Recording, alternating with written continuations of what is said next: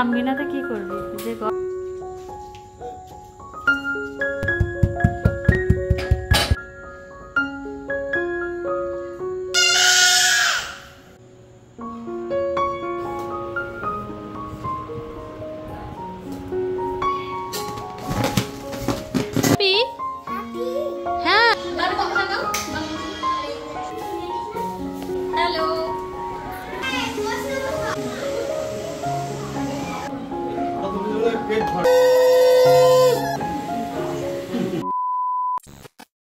শুভ সন্ধ্যা বন্ধুরা, কেমন আছো সবাই?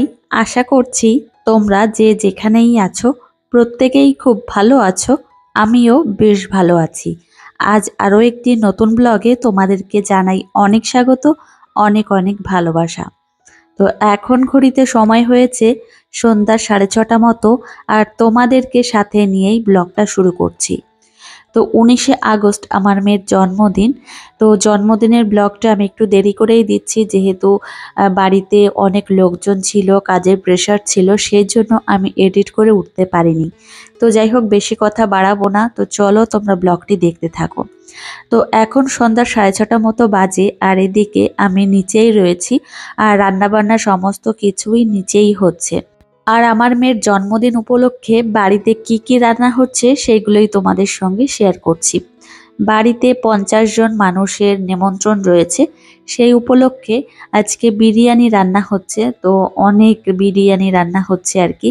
তো এদিকে রান্নাবান্না দেখে আবার আসলাম ঘরে এসে দেখছি যে কতটা কি হলো। তো এদিকে বার্থডে সেলিব্রেশনের জায়গাটা খুব সুন্দরভাবে সাজানো হয়ে গেছে, আর এখন শুধু আমার দাদা, তারপর দেওর, আমার বোনের হাজব্যান্ড মিলে এদিকে বেলুনগুলো লাগিয়ে নিচ্ছে, সিলিংয়ের দিকে লাগাচ্ছে। আর এখন আবার এসেছি নিচে, তো তোমাদের একটু দেখাচ্ছি আর কি। তো এদিকে বিরিয়ানির লেয়ারগুলো খুব সুন্দরভাবে সাজানো হয়ে গেছে, আর এখন আটা দিয়ে বিরিয়ানির হাঁড়ির যে ঢাকনটা রয়েছে সেটা এখন সিল করে দেবে। আর যখন না খাওয়া দাওয়া হবে তখন মানে ঢাকনটা ওপেন করা হবে। তো এই হচ্ছে ব্যাপার। এত সুন্দর একটা গন্ধ বেরোচ্ছিল, কি আর বলবো। হোমমেড বিরিয়ানি, মানে বাড়িতে দেখবে রান্নাবান্না করলে সেই বিরিয়ানির আলাদা ধরনের একটা টেস্ট। বাজারের বিরিয়ানির আলাদা টেস্ট, কিন্তু বাড়িতে যে বিরিয়ানি রান্না করা হয় সেটা পুরো একদম অরিজিনালভাবে রান্না করা হয়। তো খেতেও খুব ভালো লাগে। এখন স্টিম দেবে, সেই জন্য বিরিয়ানির হাঁড়ির যে ঢাকনটা রয়েছে সেটা এখন সিল করে দিল, আর এখন আস্তে আস্তে করে হিট হবে। আর যখন খাওয়া দাওয়া শুরু হবে, এখন তো আর খাওয়া দাওয়া শুরু হবে না, হবে হয়তো 8:30 কি 9টার দিকে। তো দেখো, পুরোপুরি একদম কমপ্লিট হয়ে গেছে বার্থডে সেলিব্রেশনের জায়গাটা। সত্যি এত সুন্দর সাজিয়েছে, আমার খুবই পছন্দ হয়েছে। আমি সবসময় চাই আমার মন যেটা পছন্দ করে সেটাই করব। অবশ্যই তোমাদের দাদাভাইয়ের সাথ তো দিতেই হবে। তোমাদের দাদাভাই আমাকে অনেক সাপোর্ট করে, যেহেতু আমি হয়তো কাজকর্ম ভালো করি বা সবার সঙ্গে ব্যবহার ভালো করে থাকি, সেই জন্যই আমাকে সাপোর্ট করে, আমার কথাগুলো শোনে। তো সেই জন্যই এই যে দেখো, খুব সুন্দরভাবে সাজানো হয়ে গেছে। তবে একটু বাদেই আমি আবার রেডি হব। বাড়িতে এখনো পর্যন্ত তেমন কেউ আসেনি, মানে পাড়ার মানুষ কেউ আসেনি। তো এদিকে মাম্মাম সবে মাত্র ঘুম থেকে উঠলো, ওকে এখানে একটু বসিয়েছি, আর বলছিলাম যে দেখো কত সুন্দর করে সাজিয়েছে, আর আজকে তোমার হ্যাপি বার্থডে। সত্যি বাচ্চারা একটু বড় না হলে ওরা বুঝতেই পারে না যে জন্মদিনটা কত একটা স্পেশাল দিন। এই দিনে কত মানুষ আসে, তারপর কেক কাটা হয়, কত মানুষের আশীর্বাদ নেওয়া হয়, এসব তো বোঝে না। হয়তো আরেকটু বড় হলে তখন বুঝবে। তো এদিকে বাড়িতে টুকটাক করে সবাই চলে এসেছে, আমার মামি শাশুড়ি, তারপর এদিকে কাকিমা, অনেকেই এসেছে। আর আমি তো রেডি হয়ে গেছি, আর মেয়েকেও দেখো রেডি করিয়ে দিয়েছি। আজকে মাম্মামকে টিকলি পরালাম না, শুধুমাত্র চেন পরালাম আর হাতের বালা দুটো পরালাম। তবে বালা দুটোর যে অবস্থা কি আর বলবো। তো দেখো তোমাদেরকে হামি দিচ্ছে। তো এই যে দেখো আমার মাম্মামকে রেডি করানো হয়ে গেছে। তো মাম্মামের ফুল লুকটা তোমাদের একটু দেখাই। তো এই যে দেখো কত সুন্দর লাগছে মাম্মামকে। মাম্মাম তুমি হ্যাপি? হ্যাঁ, খুব হ্যাপি। মিমিদের একটু হাই করো তো, হাই করো, ফ্ল্যাং কিস দাও। উলে বাবা, লক্ষ্মী মেয়ে, খুব সুন্দর লাগছে। আমি এখন ইউটিউবের পাশাপাশি ফেসবুকেও ভিডিও দিচ্ছি, আর মাম্মামের জন্মদিনের ব্লগগুলো আমি ফেসবুক পেজে ভিডিওগুলো দিচ্ছি। তো যাই হোক, এদিকে দেখো আমার মাম্মাম আমাকে দেখে কত খুশি আর আমাকে ভালোবাসে। আর তোমাদের আগেও জানিয়েছি, আমি যখন সাজুগুজু করি তখন আমার মেয়ে আমাকে অনেক করে হামি দেয়। তো এদিকে আমি আমার মেয়েকে আশীর্বাদ করার জন্য সমস্ত কিছু গুছিয়ে নিয়েছি। এখানে রূপোর বাটিতে পায়েস নিয়েছি, তারপর রেখেছি মিষ্টি, জল, ধান দূর্বা, চন্দন বাটা, সমস্ত কিছু আমি গুছিয়ে নিয়েছি। আর এদিকে এখন কয়েকটা ফটো তুলব। বাড়ি একটা অনুষ্ঠান হলে সত্যি এত পরিমাণে কাজের চাপ পড়ে যায় কি আর বলবো, সবাই সবার মতো ব্যস্ত। আমি যে কয়েকটা ফটো তুলবো সেটাও ঠিকঠাক মতো করতে পারছি না। তারপর কয়েকটা মাত্র ফটো তুলেছি। তো এদিকে আবার চলে এসেছি বোনের কাছে, আর আমার বোনকে দেখাচ্ছি, দেখো সিম্পলের মধ্যে ওকে কত ভালো লাগছে। আর আমাকে এই ফুল তারপর হেয়ারটা সমস্ত কিছু আমার বোনই আমাকে করে দিয়েছে। তবে হাতে সময় খুব কম, সেই জন্য এইভাবেই সেজেছি। জানো তো, খুব ইচ্ছা ছিল যে একটু পার্লার থেকে সেজে আসব, কিন্তু কি হয়েছে, একটু সময় নেই হাতে। আর পার্লারে গেলে অবশ্যই হাতে 2 ঘন্টা সময় নিয়ে যেতে হবে, সেই জন্য আর যাইনি। বাড়িতে যেমন পেরেছি সেইভাবেই সাজগোজ করেছি। অবশ্যই আমার একটা পছন্দের শাড়ি আমি পরেছি, শাড়িটার নাম হচ্ছে ইক্কত শাড়ি। আর এখন তোমাদের দাদাভাই কেকটা এই টেবিলে রাখছে। আর কেক নিয়ে একটা গল্প আছে, সেটা হচ্ছে আমি প্রথমে একটা দাদাভাইয়ের দোকানে গিয়ে একটা কেক অর্ডার দিয়েছিলাম। তো তারপর তোমাদের দাদাভাইয়ের সঙ্গে মেশে যে ভাইরা, মানে আমার মেয়ের যে কাকাইরা আছে, অনেকে আছে, তো তারা মিলে এই কেকটা দিয়েছে। অবশ্যই তাদের দেখাতে আমি পারিনি, তো ওরা এখনো এসে পৌঁছায়নি, সেজন্য আর দেখাতে পারিনি। তো এদিকে দেখো কেকটা কত সুন্দর হয়েছে। কেকটা হচ্ছে মিও আমরের। তো এত সুন্দর হয়েছে আর খেতেও খুব টেস্টি হয়েছিল।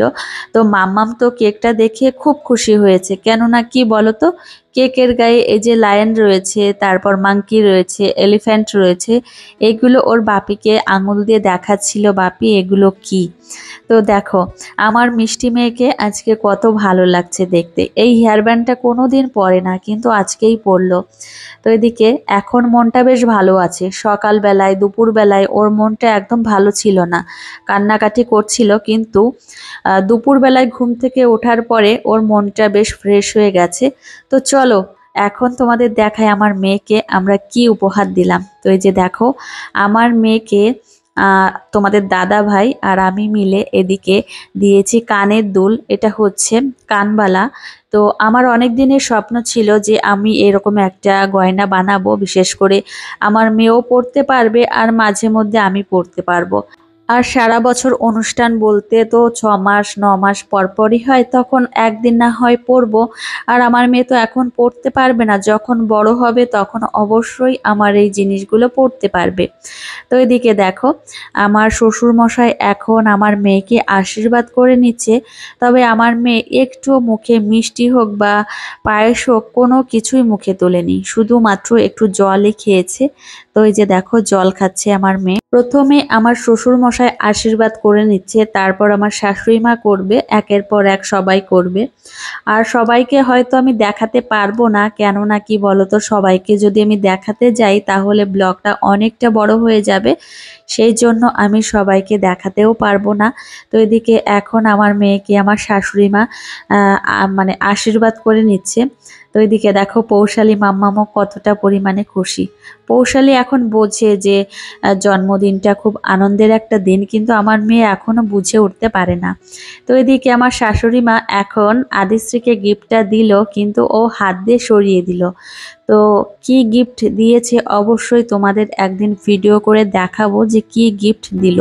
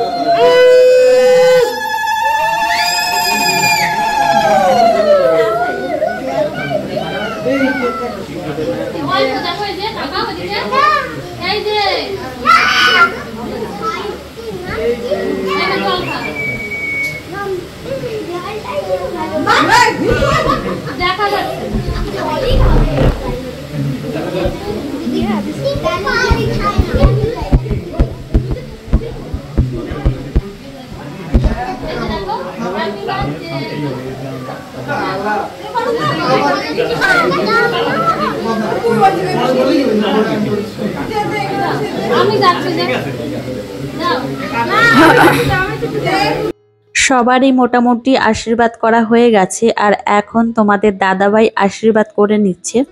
তো আমি বলেছিলাম মাম্মাম আমার কোলে এসো, কিন্তু না, ওর বাপিকে ছাড়ছেই না, ওর বাপিকে জড়িয়ে ধরে রয়েছে। আর আমার শাশুড়ির পেছনে যে ভাইগুলো দাঁড়িয়ে রয়েছে, ওই ভাইগুলোই আমার মেয়ের জন্মদিনের কেকটা দিয়েছে। সবাই মিলে, অনেকেই আছে ওদের মধ্যে। তো যাই হোক, কেকটা দিয়েছে, খুব সুন্দর হয়েছে। তো বারবার বলছি। আর এদিকে আমার মেয়েকে ওর বাপিও আশীর্বাদ করে নিল, আর এখন আমার বোন আশীর্বাদ করছে। তো আদিশ্রী মুখে কোনো কিছুই তোলেনি, যে একটু পায়েস খাবে বা একটু মিষ্টি তুলবে, কোনো রকম কোনো কিছুই নেয়নি, শুধুমাত্র একটু জলই খেয়েছে। তো এদিকে আমার বোনের আশীর্বাদ হয়ে গেল। তো এখন দিদি আশীর্বাদ করবে। এই যে দিদি দাঁড়িয়ে রয়েছে। আগেই বলেছিলাম দিদি তুমি আশীর্বাদটা করে নাও, তো দিদি বলল কি যে তোরা আগে করে নে, তারপর আমরা করব। তো এই যে দেখো, এত দিনের অপেক্ষা যে মামামের জন্মদিন আসবে, মামামের জন্মদিন আসবে, কতটা আনন্দ। আর এই যে জন্মদিন হয়ে গেল, তো কালকে সকাল হতে না হতেই সবাই আবার বেরিয়ে যাবে। এই হচ্ছে ব্যাপার, যে কোনো অনুষ্ঠান আসার আগেই আনন্দ। এই যে সামনে পুজো আসছে, পুজো আসছে, মনের মধ্যে আলাদা ধরনের একটা আনন্দ। যখন পুজো চলে যাবে তখন কিন্তু অতটা আনন্দ আর লাগে না।